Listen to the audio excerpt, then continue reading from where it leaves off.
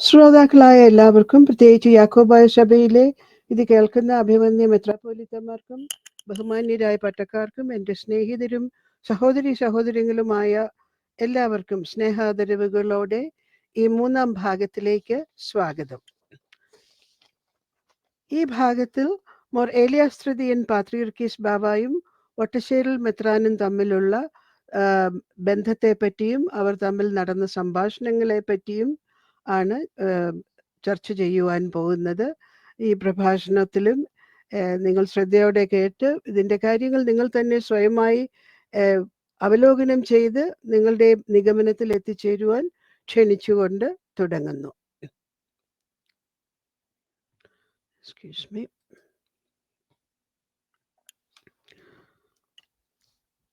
രണ്ടാമത്തെ എപ്പിസോഡിൽ നമ്മൾ കേട്ടതുപോലെ ഒറ്റശ്ശേരിൽ മെത്രാൻ്റെ മൂന്നാം പ്രാവശ്യം ഉള്ള മുടക്ക് തീർക്കലിനെ പറ്റി പറഞ്ഞാണ് അവസാനിപ്പിച്ചത്.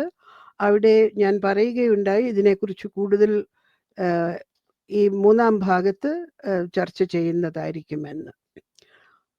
അവിടെ നമ്മൾ കേട്ടതായ മൂന്നാമത്തെ വാദം 1931 ആലുവായിൽ വെച്ച് ഏലിയാസ് തൃതീയൻ ബാവ വട്ടശ്ശേരിൽ മോർ ദിവന്നാസിയോസിന്റെ മുടക്ക് നീക്കം ചെയ്യുകയും അദ്ദേഹത്തെ തിരികെ അംഗീകരിക്കുകയും ചെയ്തു. വിഭാഗങ്ങൾ പരസ്പരം അനുരഞ്ജനം നടത്തി. ഇത് സഭാചരിത്രകാരന്മാരായ കണിയാമ്പറമ്പിൽ അച്ഛനും മൂലയിൽ അച്ഛനും എൻഡോഴ്സ് ചെയ്യുന്നുണ്ട് എന്നുള്ള ചില വാദഗതികളാണ്. ഇതിന് ന്യായമായും പറയുവാൻ പല കാര്യങ്ങളുള്ളത്.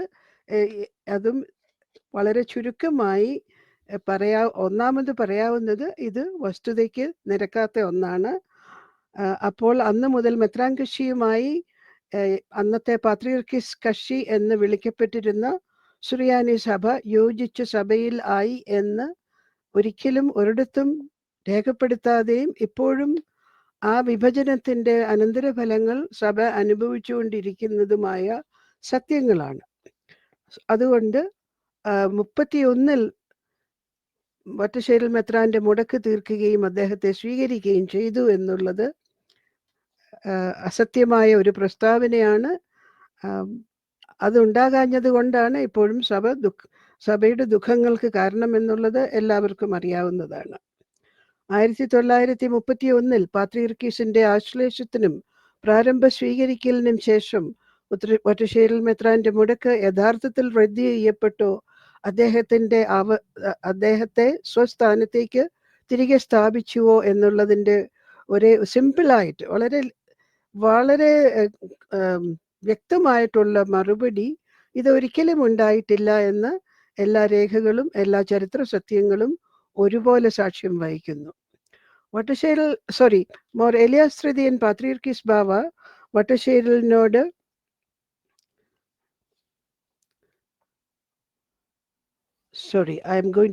ഞാൻ പേപ്പറിൽ നിന്ന് വായിക്കാം. അതിൻ്റെ ചുരുക്കം ഭാഗങ്ങളാണ് സ്ലൈഡിൽ കാണുന്നത്. അതുകൊണ്ട് സ്ലൈഡെന്ന് ഞാൻ പറയാതെ സംസാരിക്കുകയാണെങ്കിൽ നിങ്ങൾ ശ്രദ്ധയോടെ കേൾക്കണമേ എന്ന അപേക്ഷ. തീർച്ചയായും ഇതൊരിക്കലും ഉണ്ടായിട്ടില്ല. എല്ലാ രേഖകളുടെയും വരികളിൽ അസന്നിഗ്ധമായി ഇത് പ്രതിഫലിക്കുന്നു. സാങ്കേതികമായി അനുരഞ്ജനവും പുനഃസ്ഥാപനവും ഉണ്ടായി എന്ന് വട്ടശ്ശേരിൽ മെത്രാന്റെ അനുഭാവികൾ ഇപ്പോഴും വാദിക്കുന്നുണ്ട്. പക്ഷേ സാങ്കേതികതയുടെയും നൈയാമികതയുടെയും വാദങ്ങൾ ഇറക്കുക എന്നത് അദ്ദേഹത്തിന്റെ അനുയായികളുടെ രീതി അന്നും ഇന്നും ഒരുപോലെ തുടരുന്നു. തീർച്ചയായും പരിശുദ്ധ പിതാവ് മെത്രാന് തൻ്റെ ആശ്ലേഷവും മുടക്ക് തീർപ്പും ഒരു താലത്തിൽ എന്ന പോലെ നിരുപാധികം വച്ച് നീട്ടി എന്നത് ശരി തന്നെ. പക്ഷേ മെത്രാനാകട്ടെ അത് സ്വീകരിക്കുന്നു എന്ന് വരുത്തി തിരികെ പോയ നിമിഷം മുതൽ അദ്ദേഹം അത് നിരസിച്ച് തള്ളിക്കളഞ്ഞു. കാരണം സ്നേഹത്തിൻ്റെയോ സഭയിൽ സമാധാനം സ്ഥാപിക്കുന്നതിൻ്റെയോ ആയിരുന്നില്ല അദ്ദേഹത്തിൻ്റെ പ്രവൃത്തികളും വാക്കുകളും. അതിനാൽ പൂർണ്ണമായും കാപട്യം നിറഞ്ഞതായിരുന്നു മെത്രാന്റെ അനുതാപം എന്ന് അറിയാതെയാണ് ഏലിയാസ് തൃതീയൻ പാത്രിയർക്കീസ് ബാവ അദ്ദേഹത്തെ ആശ്ലേഷിച്ച് സ്വീകരിച്ചത്. ജനങ്ങളും പ്രത്യാശയോടെ സമാധാനം പ്രതീക്ഷിച്ചു. പ്രത്യേകിച്ചും പാത്രിയർക്കീസ് ബാവയുടെ കൽപ്പന ഇറക്കി നിങ്ങളെല്ലാവരും വട്ടശ്ശേരിൽ മെത്രാനെ സ്വീകരിക്കണമെന്ന് പറഞ്ഞ് ഉള്ള കൽപ്പനയും വായിച്ചു കഴിഞ്ഞപ്പോൾ ജനം വളരെ പ്രത്യാശയോടെ സമാധാനം പ്രതീക്ഷിച്ചു. പക്ഷേ സ്നേഹവായ്പോടെ തന്നോട് ക്ഷമിച്ച് തന്നെ ആശ്ലേഷിച്ച് മുടക്ക് തീർത്ത് സ്വീകരിച്ച തൻ്റെ അധിപനോട്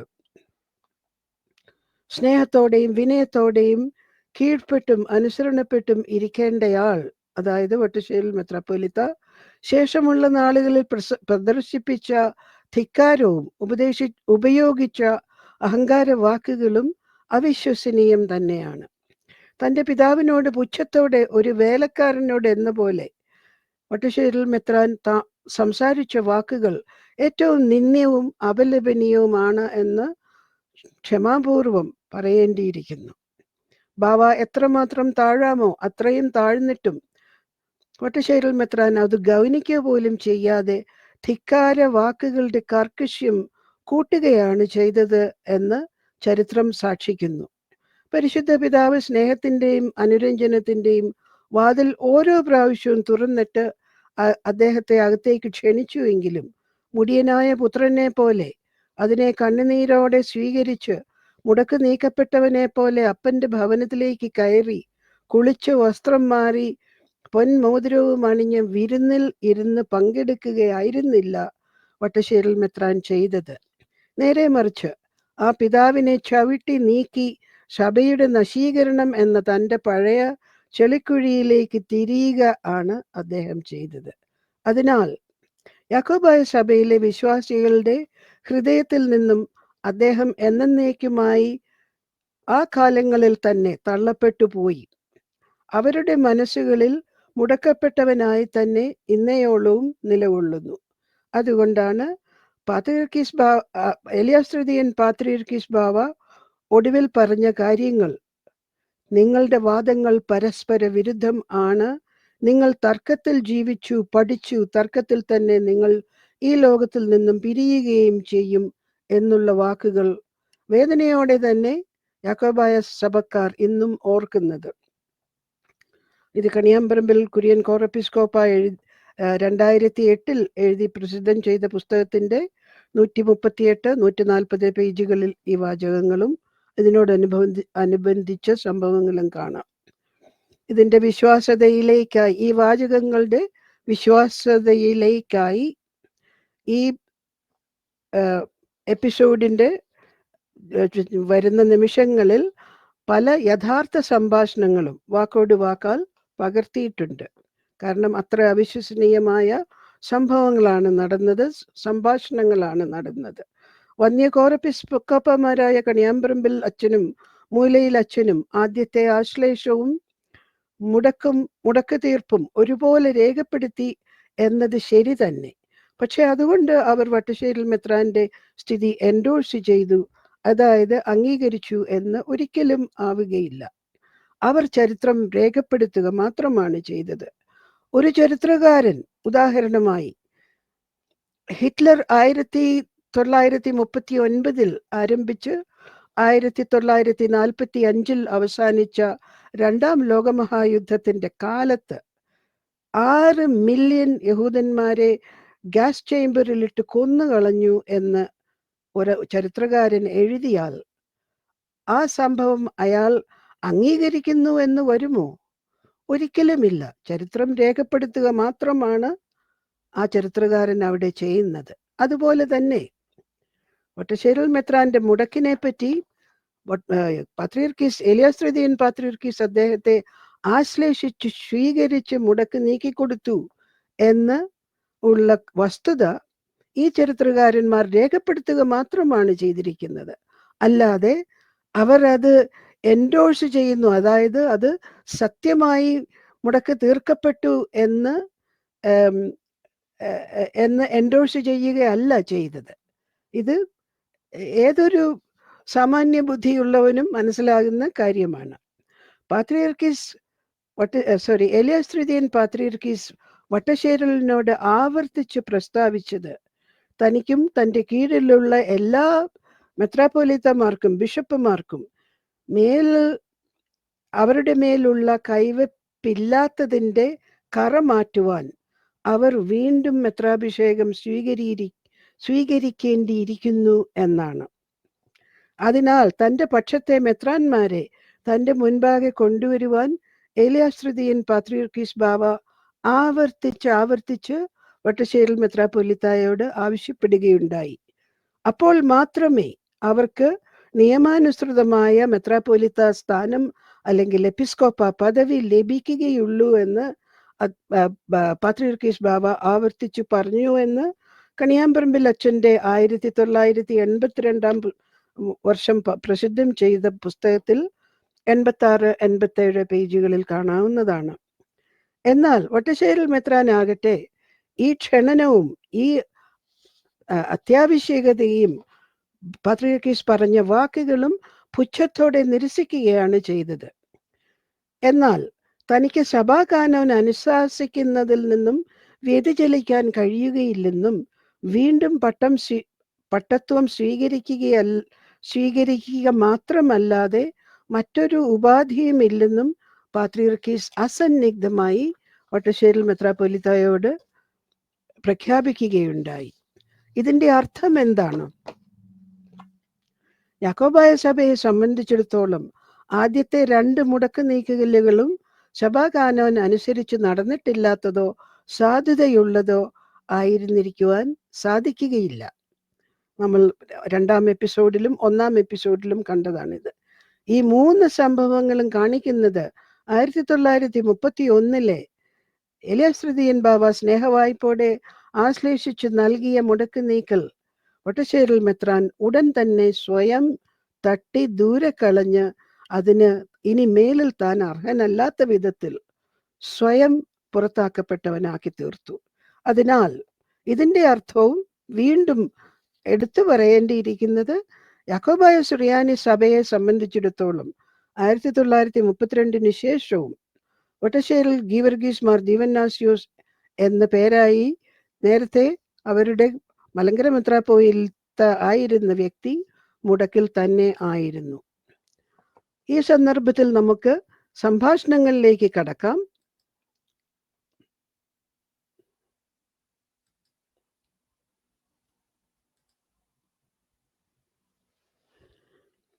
മോർ ഏലിയാസ് തൃതീയന്റെ സമാധാനത്തിനായുള്ള തീവ്രമായ പരിശ്രമങ്ങളും തുടരെ ഉണ്ടായ വട്ടശ്ശേരിൽ മെത്രാനുമായിട്ടുണ്ടായ അഭിമുഖ സംഭാഷണങ്ങളുമാണ് പല പുസ്തകങ്ങളിൽ നിന്നും ശേഖരിച്ച് വാക്കിനും അക്ഷരത്തിനു പോലും തെറ്റില്ലാതെ ഞാൻ കോപ്പി ചെയ്ത് നിങ്ങളുടെ മുൻപാകെ സമർപ്പിക്കുന്നത്.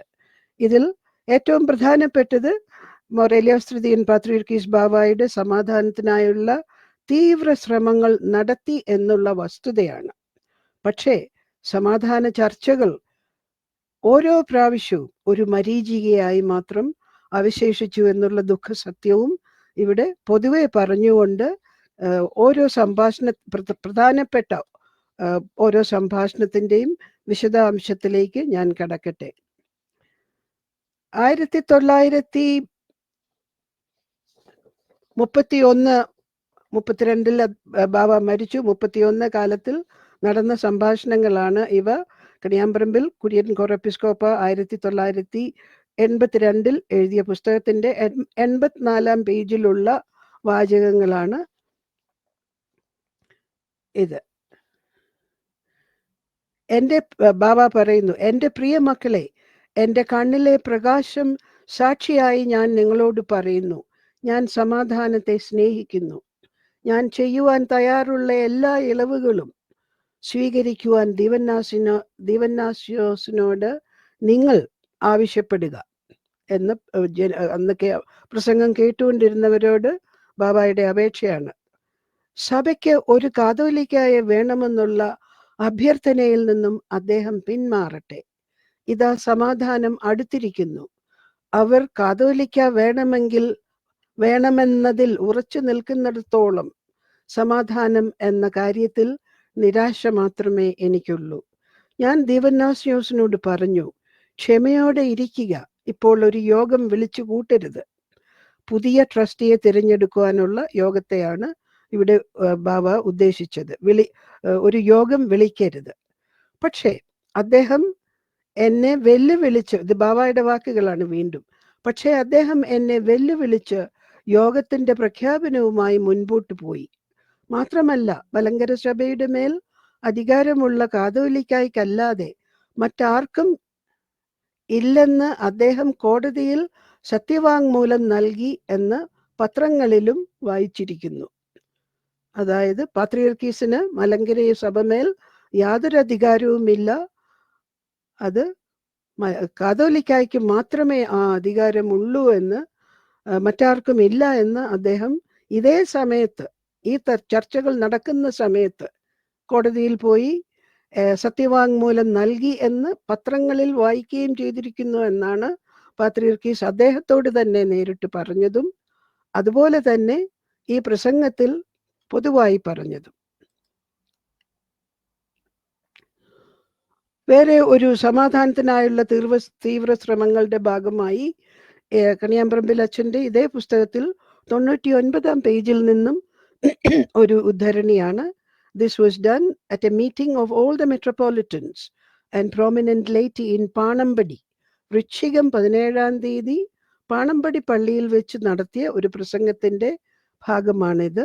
പ്രായാധിക്യവും ആരോഗ്യവും യാത്രയിലെ ബുദ്ധിമുട്ടുകളും അവഗണിച്ചാണ് ഞാൻ മലങ്കര എത്തിയത്. സമാധാനം പുനഃസ്ഥാപിക്കുന്നതിനായി ഞാൻ കഴിയുന്നതെല്ലാം ചെയ്തു. സിംഹാസനത്തിൽ നിന്ന് ന്യായമായ വിധത്തിൽ കഴിയുന്ന ഇളവുകൾ നൽകുവാൻ തയ്യാറാണെന്ന് ഞാൻ സമ്മതിച്ചു. ഇതിൽ കൂടുതലായി എനിക്കൊന്നും ചെയ്യുവാനില്ല. ദീവന്നാസ്യോസ് തിരികെ വരില്ല. അതിനാൽ സമാധാനം കൈവരിക്കുന്നത് പ്രയാസമാണ്. ഈ കാര്യത്തിൽ എനിക്ക് ഒരു പ്രതീക്ഷയുമില്ല. നിങ്ങൾക്കുള്ള എൻ്റെ വിടവാങ്ങൽ സന്ദേശമായി ഇതിനെ പരിഗണിക്കുക. ഇതിനുശേഷം നിങ്ങളുടെ മുൻപാകെ സമർപ്പിക്കുവാൻ ആഗ്രഹിക്കുന്നത് മാർ ഏലിയാശ്രിതിയൻ ബാവായുമായി വട്ടശ്ശേരിൽ മെത്രാന്റെ ധിക്കാരപരമായ ഡയലോഗാണ്. ഇത് 1107 ധനു 18 പ്രസിദ്ധപ്പെടുത്തിയ ഒരു പത്രികയിൽ നിന്നുള്ള, അതും കണിയാമ്പറമ്പിൽ അച്ഛൻ തൻ്റെ 82 പുസ്തകത്തിൽ 101 പേജിൽ കൊടുത്തിരിക്കുന്ന വാചകങ്ങളുമാണ്.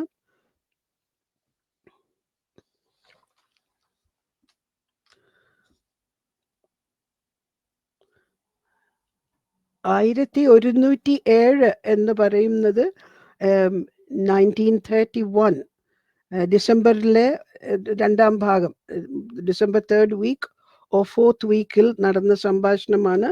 മെത്രാപ്പോലീത്ത പാത്രിയർക്കീസ് ബാവായുടെ മുമ്പിൽ വന്നപ്പോൾ നടന്നത്. സാഹചര്യങ്ങളും സന്ദർഭങ്ങളും എല്ലാം കൃത്യമായി കണിയാമ്പറമ്പിൽ അച്ഛൻ്റെയും അതുപോലെ തന്നെ മൂലയിൽ കുര്യാക്കോസ് കോറെപ്പിസ്കോപ്പ അച്ഛൻ്റെയും പുസ്തകങ്ങളിലുണ്ട്. അപ്പോൾ മെത്രാപ്പോലീത്ത പറയുന്നു, അതെ, ഒരു മെത്രാനെ ഏകപക്ഷീയമായി വാഴ്ത്താൻ ഒരു പാത്രിയർക്കീസിന് കഴിയില്ല എന്ന് ഞാൻ പ്രസ്താവിച്ചു. ഞാനും അത് വിശ്വസിക്കുന്നു. പാത്രിയർക്കീസ്, നിങ്ങളുടെ ഈ വാദങ്ങൾ പരസ്പര വിരുദ്ധമാണ്. ഒരു യഥാർത്ഥ പാത്രിയർക്കീസിന് ഇത് ചെയ്യുവാൻ കഴിയില്ലെന്ന് നിങ്ങൾ പറയുന്നു. തുടർന്ന് കാതോലിക്കായ്ക്ക് തൻ്റെ സ്ഥാനം ലഭിച്ചത് സ്ഥാനഭ്രംശം ചെയ്യപ്പെട്ട ഒരു പാത്രിയർക്കീസിൽ നിന്നാണെന്ന് നിങ്ങൾ സമ്മതിക്കുന്നു. ഈ വാദങ്ങൾ എങ്ങനെ പൊരുത്തപ്പെടുത്താനാകും? മെത്രാപ്പോലിത്ത, ഒറ്റയ്ക്കല്ല, ഇവിടുത്തെ മെത്രാപ്പോലിത്തമാർക്കൊപ്പമാണ് ചെയ്തത്. പാത്രിയർക്കീസ്, ആരാണ് ഈ മെത്രാപ്പോലിത്തമാർ? മെത്രാൻ, മോർ ഇവാനിയോസ്, പൗലോസ് മാർ ഗ്രിഗോറിയോസ്, പിന്നെ ഞാനും. ഇത്രയും പറഞ്ഞപ്പോൾ ഇവിടെ മലങ്കരയിലെ പാത്രിയർക്കീസ് ഡെലിഗേറ്റ് ആയ മോർ യൂലിയോസ് ഇടപെട്ടു. അദ്ദേഹം എന്താ പറയുന്നത്? മോർ യൂലിയോസ്, ഈ മാർ ഈവാനിയോസ് ആയിരുന്നില്ലേ മെത്രാഭിഷേകം സ്വീകരിച്ചത്? പ്രതിഷ്ഠ നടത്തിയവരോടൊപ്പം നിങ്ങൾ അവനെയും എണ്ണുന്നുണ്ടോ? വീണ്ടും ആ സമയത്ത് നിങ്ങൾ സ്വയം ഭ്രഷ്ടനായിരിക്കുമ്പോൾ നിങ്ങൾ അതിൽ പങ്കെടുത്തോ? തന്നെയുമല്ല, അന്ന് മാർ ഗ്രിഗോറിയോസ് മെത്രാപ്പോലിത്ത ആയിരുന്നോ? മെത്രാൻ, അതെ, മാർ ഗ്രിഗോറിയോസ് അപ്പോൾ ഒരു മെത്രാപ്പോലിത്ത ആയിരുന്നു. അബ്ദൽ മശിഹ ആണ് അദ്ദേഹത്തെ ആദ്യം മെത്രാപ്പോലിത്ത സ്ഥാനത്തേക്ക് ഉയർത്തിയത്.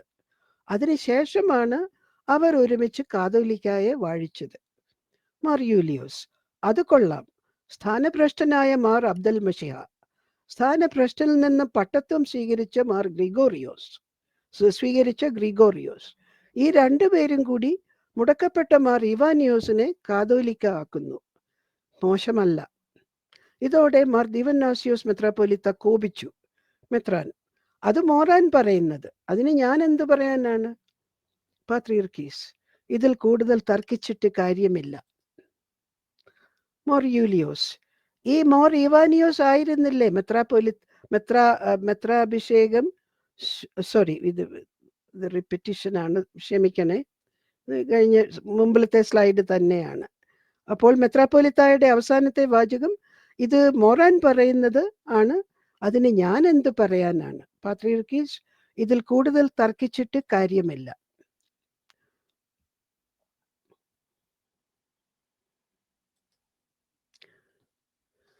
ഈ സന്ദർഭത്തിൽ നമുക്ക് ഓർക്കേണ്ടതായ പല കാര്യങ്ങളുമുണ്ട്. ഇതിൽ എലിയാസ് തൃതീയൻ ബാവായുടെ യുക്തിയുക്തമായ നിരൂപണങ്ങളാണ്. ഇതിൽ ഒന്നാമത്തേത്, മോർ അബ്ദുൽ മഷിഹായുടെ സ്ഥാനം സാധുവാണെങ്കിൽ നിങ്ങളുടെ സ്ഥാനം അസാധുവാണ്. കാരണം നിങ്ങൾ പാത്രിയർക്കീസ് അല്ലാത്ത ഒരാളിൽ നിന്നാണ് പട്ടത്വം സ്വീകരിച്ചത്. നമ്മൾ ഡേറ്റുകൾ കൃത്യമായി ഓർത്തിരിക്കേണ്ടതാണ്. അബ്ദുൽ മഷിഹായെ സ്ഥാനഭ്രഷ്ടനാക്കിയത് 1904 യെരുശലേമിൽ പോയി പട്ടത്വം സ്വീകരിച്ചത്, മെത്രാപ്പൊലിത്ത പട്ടത്വം സ്വീകരിച്ചത് 1909. അപ്പോൾ പോയത് ആരുടെ അടുത്തേക്കാണ്? അബ്ദുള്ള പാത്രിയർക്കീസിന്റെ അടുത്തേക്കാണ്, അബ്ദുൽ മഷിഹായുടെ അടുത്തേക്കല്ല. അതുകൊണ്ടാണ് യുക്തിയുക്തമായ ന്യായത്തിൽ എലിയാസ് തൃതീയൻ ബാവ പറയുന്നത്, അബ്ദുൽ മഷിഹായുടെ സ്ഥാനം സാധുവാണെങ്കിൽ നിങ്ങളുടെ സ്ഥാനം അസാധുവാണ്. അദ്ദേഹം പറയാതെ നമുക്ക് മനസ്സിലാക്കാവുന്ന അതിൻ്റെ കാരണമാണ് ഇവിടെ ചുമന്ന മഷിയിൽ എഴുതിയിരിക്കുന്നത്. കാരണം നിങ്ങൾ പാത്രിയർക്കീസ് അല്ലാത്ത ഒരാളിൽ നിന്നാണ് പട്ടത്വം സ്വീകരിച്ചതെന്ന്. വീണ്ടും പാത്രിയർക്കീസ് പറയുന്നു, നിങ്ങളുടെ സ്ഥാനം സാധുവാണെങ്കിൽ അബ്ദുൽ മഷിഹായുടെ സ്ഥാനം അസാധുവാണ്. കാരണം നിങ്ങൾ യഥാർത്ഥ പാത്രിയർക്കീസായ അബ്ദുള്ളയുടെ അടുത്തേക്കാണ് പോയത് എന്ന വസ്തുത തെളിയിക്കുന്നത് അബ്ദുൽ മഷിഹായുടെ സ്ഥാനം അസാധുവായിരുന്നു എന്നുള്ളതാണ്. അതുപോലെ തന്നെ മോർ എലിയാസ് തൃതീയൻ പാത്രിയർക്കീസിന്റെ യുക്തമായ രണ്ടാമത്തെ നിരൂപണം 1923 കുർക്കുമാദേറായിൽ വെച്ചും 1931 മലങ്കരയിൽ വെച്ചും ബാവ വട്ടശ്ശേരിൽ മെത്രാനോട് പറഞ്ഞ വാക്കുകളുടെ സംക്ഷിപ്ത രൂപമാണ്. വട്ടശ്ശേരിൽ മെത്രാന്റെ ഭാഗത്തെ മെത്രാപ്പൊലിത്തമാരെ വീണ്ടും മെത്രാൻ പട്ടം കൊടുത്ത് വാഴിക്കാതെ അംഗീകരിക്കുവാൻ കഴിയുകയില്ല. അതിൻ്റെ കാരണം ബാബ വിശദമാക്കിയത് ഇപ്രകാരമാണ്. കാരണം അവർ ബിഷപ്പുമാരല്ലാത്തതിനാലും അവരെ വാഴിച്ച വ്യക്തിക്ക് അതിന് അധികാരമില്ലാത്തതിനാലും തന്നെ. ഒന്നുമില്ലാത്തവൻ, ഇതും എലിയാസ് തൃതീയൻ ബാബായുടെ വാചകമാണ്, ഒന്നുമില്ലാത്തവന് ഒന്നും നൽകാൻ കഴിയുകയില്ല. അബ്ദുൽ മഷിഹ ആയിരുന്നു യഥാർത്ഥ പാത്രിയർക്കീസ് എങ്കിൽ നിങ്ങളുടെ സ്ഥാനം അസാധുവാണ്. അതുപോലെ തന്നെ വീണ്ടും പാത്രിയർക്കീസ് യുക്തിയുക്തമായ മൂന്നാമത് ഒരു നിരൂപണം കൊണ്ടുവരുന്നുണ്ട്. അത് ഇപ്രകാരമാണ്.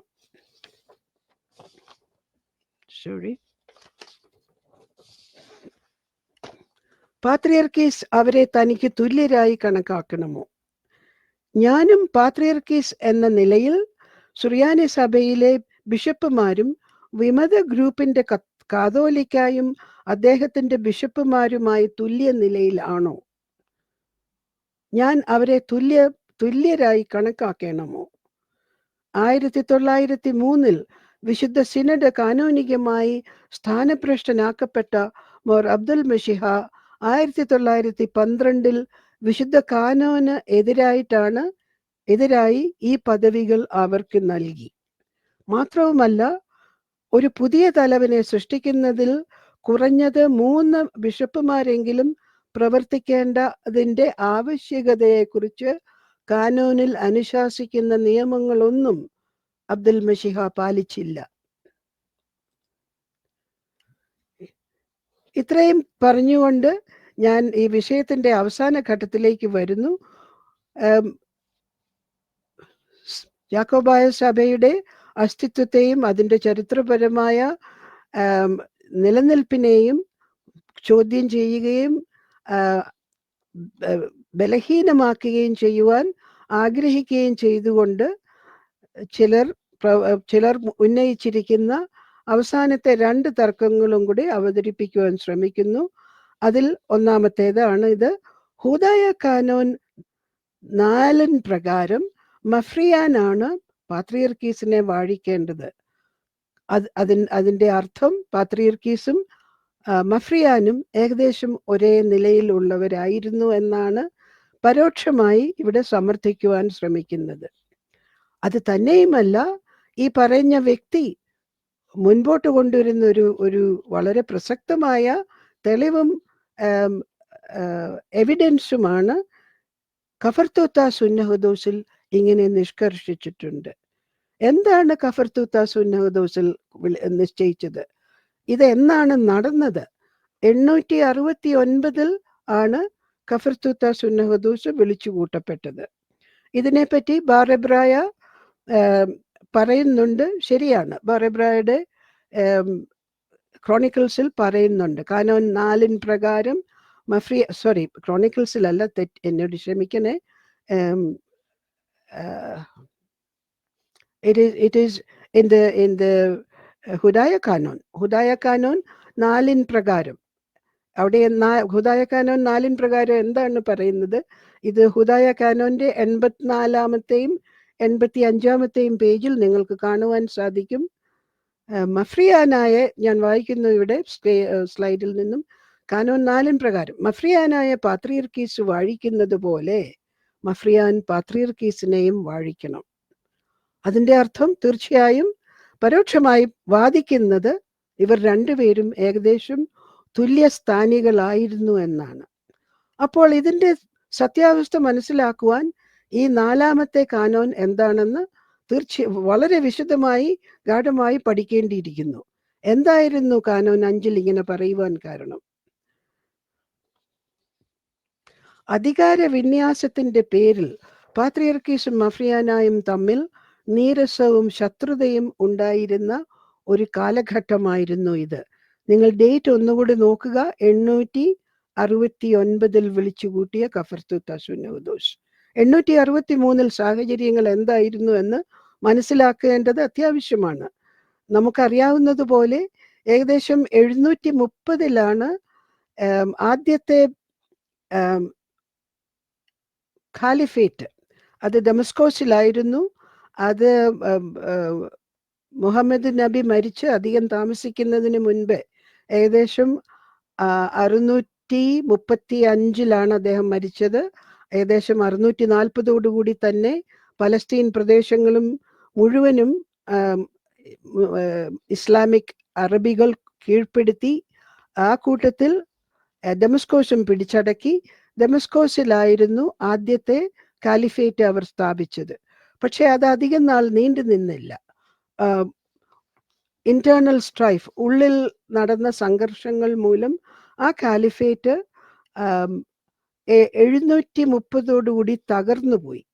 അതിൻ്റെ ശേഷം ഡെമസ്കോസിൽ നിന്നും കാലിഫേറ്റ് പൂർണ്ണമായി മാറ്റി വേറെ ഒരു കൂട്ടം അറബികൾ, ഇതാണ് സുന്നികൾ എന്ന് പിന്നീട് പറയുവാനിടെ പേര് വന്നവർ, അവർ ബാഗ്ദാദിലേക്ക് പോയി. ബാഗ്ദാദ് സിറ്റിയെ തലസ്ഥാനമാക്കിക്കൊണ്ടാണ് അബ്ബാസിഡ് കാലിഫേറ്റ് എന്ന പുതിയ 2ാം കാലിഫേറ്റ് തുടങ്ങിയത്. അത് 730 തുടങ്ങിയത്. അപ്പോൾ മുതൽ നമുക്ക് മനസ്സിലാക്കാം, പാത്രിയർക്കീസ്, അതായത് സുറിയാനി സഭയുടെ പാത്രിയർക്കീസ് താമസിച്ചിരുന്നത് തുറബ്ദീൻ, മർദീൻ, മോസൽ എന്നിങ്ങനെ ബൈസന്റൈൻ ചക്രവർത്തിയുടെ കീഴിലുള്ള സാമ്രാജ്യത്തിൻ്റെ ഏറ്റവും കിഴക്കേ അറ്റത്ത് ചില ഭാഗങ്ങളിലായിരുന്നു പാത്രിയർക്കീസിന്റെ വിന്യാസ രംഗങ്ങൾ. അതേസമയം മഫ്രിയാന്റെ വിന്യാസ രംഗങ്ങൾ അന്നത്തെ പേർഷ്യ, ടിഗ്രീത്ത് എന്ന് പറയുന്നത് അന്നത്തെ പേർഷ്യ ആണ്. യൂഫ്രട്ടീസ് നദിയുടെ തീരത്ത് സെലൂക്കിയ ടെസ്റ്റിഫോൺ എന്ന് പറയുന്ന സ്ഥലം നിങ്ങൾക്ക് ഏകദേശം മനസ്സിലൊരു രൂപമുണ്ടായിരിക്കും. അതിന് അല്പം വടക്കോട്ട് മാറിയാണ് തിഗ്രീസ്.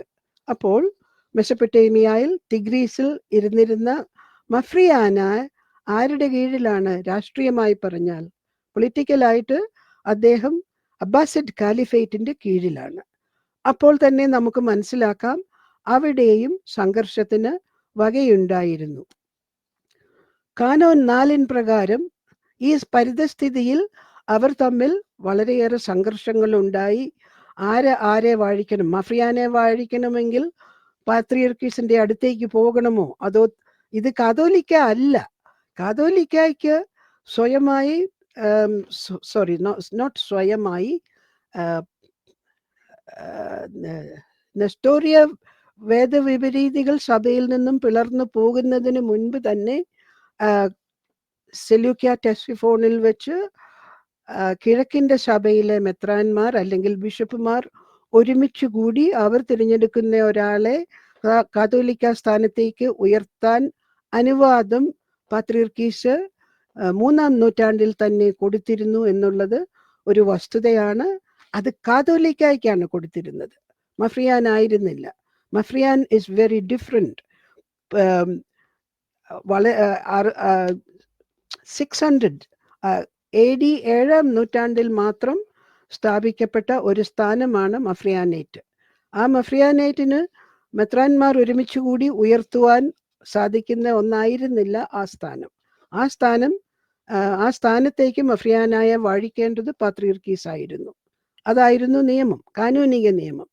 പക്ഷേ ഈ 869 തമ്മിൽ സംഘർഷം, തമ്മിൽ അധികാര കാരണങ്ങൾ എന്താണ്? Sorry, I just go back to it.